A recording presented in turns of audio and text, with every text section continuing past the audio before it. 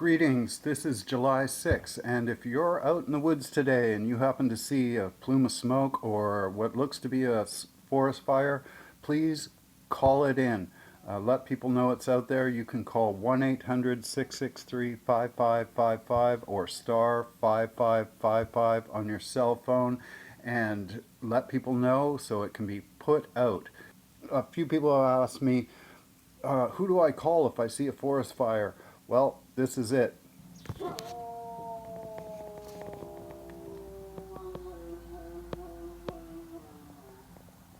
Did you hear that? That's my neighbor's dog. He does that every time there's a siren, and he's been doing it a lot lately. We are looking at an overnight map of British Columbia with the MODIS system selected. This one updated about 2 a.m. and I was very pleased to see very few new hotspots in British Columbia. There are a few, and we'll just go around the province and take a look. The VWIRS came in earlier this morning, and it's also showing a few new hotspots, but generally there's not a lot of new growth. There's not expansion in the fire zones. There's just these new indications of heat in a few spots. So we'll take a look at that, and that's a positive sense. However, the disclaimer, infrared can be obscured by smoke and clouds, so do check with BC Wildfire and your regional districts to find out where the evacuation alerts and notices are, because you want to be safe. You want to know what access routes are available and where you can get into an area and where it's probably best to stay out. We're going to jump in first at Canham Lake. This is the area southeast of Canham Lake, and we can see a few MODIS infrared dots.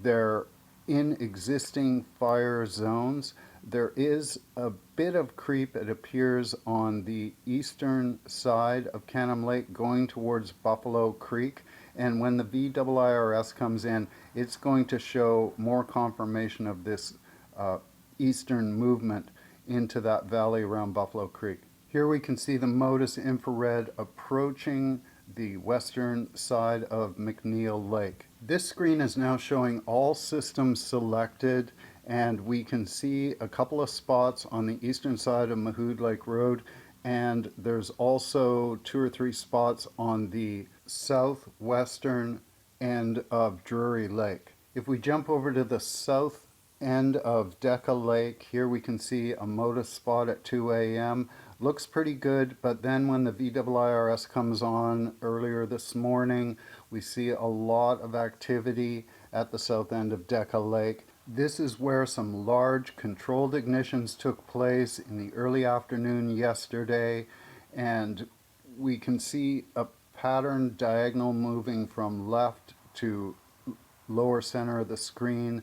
That could be some of the area that was control burned. We're going to hop over in a southwestern direction towards Pavilion McKay Creek at 2 a.m. Not a lot of new infrared. I'm only seeing about 4 dots there on the MODIS system.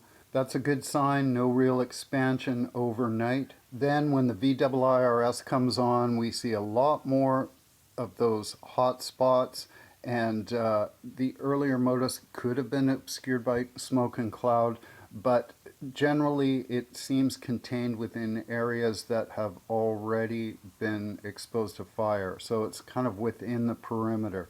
There could be some movement on the western flank that's going up the hillside on the left-hand side of the screen, so that's something to watch for. Next, we're going to move further north up to an area along the Fraser on the west side of the Fraser. This is south of Gang Ranch, and it's about the same latitude as Big Bar and the road over to Chasm.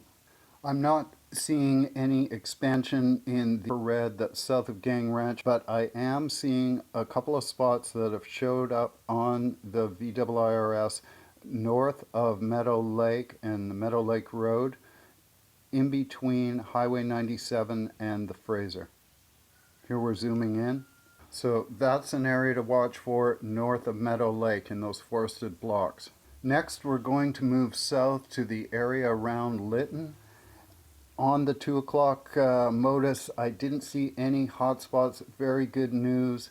And then when the VWIRS comes on, there are some hotspots. They are to the east of Lytton on both sides of the Thompson River. It appears to be within perimeters that have already been established, but these are new appearing hotspots within the last 12 hours.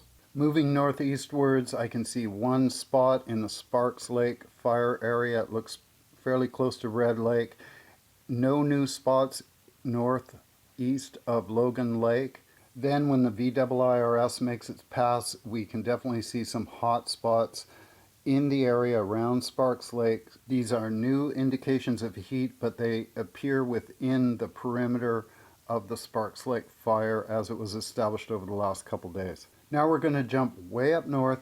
We're at the top of the Caribou, just south of Highway 16. We're looking at the Nechako Reservoir on the left-hand side of the screen, and then just to the east and southeast of Fingertutuk Provincial Park. This is data from the MODIS system at 2 a.m. And if we zoom into the Nechako Reservoir eastern shore, slightly on, most of this activity is to the east of Fish Lake, and it does appear to have some drift in an eastward direction. Then north of Batnouni and north of Kluskoil, it looks like some patterned diagonal controlled infrared. This could be a signature of wildfire crews in the area doing some defensive work to keep the fire down. So you want to check with your regional district, BC Wildfire, click on that fire on the BC Wildfire map and find out what they're doing in those areas. Next, we're going to jump way down south next to the Alberta border. It looks to be a few kilometers east of Sparwood.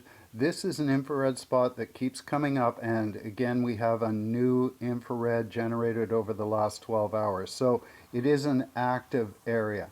And finally, we're going to move up the Rockies towards Omnika and Chase Provincial Park.